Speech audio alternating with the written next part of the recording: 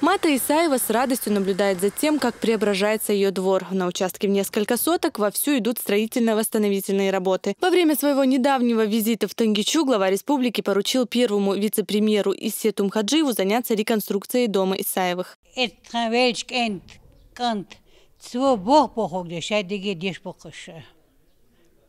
والله بخ إذا بو إتشوا خزولخ شتيشوخ شان دين بحكن بوش خا سمو أدور سرت ومت نجي تعكسه بيلخشتيك بو بار ما دار حبوخ شامت سوري يا ور سيسة بحول ما ديش خنا بدأت بخر. В работе задействовано несколько бригад строителей. Кровля практически завершена. Окна во всех домах установлены. К реконструируемым помещениям пристроили еще 2 комнаты. Здесь уже заняты заливкой фундамента.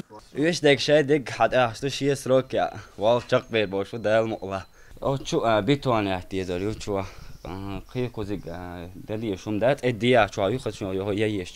в доме, что слева, рабочие вовсю заняты шпатлевкой стен. Работу начали всего пару дней назад, однако дело уже идет к финишу.